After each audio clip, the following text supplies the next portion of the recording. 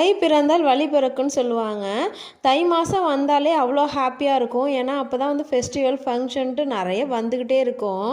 பொங்கல் 5 நாள் இருக்கா, 5 நாளும் செம ஹாப்பியாக இருக்கும். ஒவ்வொரு பொங்கலுமே ஒவ்வொரு டிஃப்ரெண்ட்டாக இருக்கும். அதேமாரி மாட்டு பொங்கலுக்கெல்லாம் காலைல விழுந்து காசு வாங்கி வச்சுக்கிட்டு அடுத்து தைப்பூசம் வரும்ல, அந்த தைப்பூசத்துக்கு வந்து நாங்கள் பொருளெல்லாம் வாங்குவோம். எங்கள் ஊரில் தைப்பூசத்துக்கு வந்து 7 நாள் கிட்ட மாலை போட்டு அந்த 7 நாளுமே சாமி வரும். தைப்பூசம் அன்னைக்கு பயங்கர கூட்டமாக இருக்கும். மறுநாள் பக்தர் காட்சி அவ்வளோ சூப்பராக இருக்கும். அதுக்கப்புறம் இது இடையிலே தை வெள்ளி, தை அமாவாசை, தை கிருத்திகை, தை செவ்வான்னு தொடர்ந்து வந்துக்கிட்டே இருக்கும். கோயிலெல்லாம் பூஜையெல்லாம் நடந்துக்கிட்டே இருக்குமா, கோயிலுக்கு நம்ம அடிக்கடி போகிற மாதிரியும் இருக்கும். உங்களுக்கு இந்த தை மாதம் பிடிக்குமா அப்படின்னு கமெண்ட்ல சொல்லுங்கள். இன்னைக்கு காலைல ஒரு 6 மணிக்கெல்லாம் எழுந்து வாசல்லாம் நல்லா சாணம் கரைச்சி கூட்டி கோலம் போட்டுட்டு உள்ளார வந்து நைட்டு தொடச்சி விட்டுருந்தேன். அப்புறம் மஞ்சள் குங்குமம்லாம் வச்சுட்டு சாயந்தரமும் பூஜையும் முடிச்சிட்டாச்சு. தேங்க்ஸ் ஃபார் வாட்சிங்.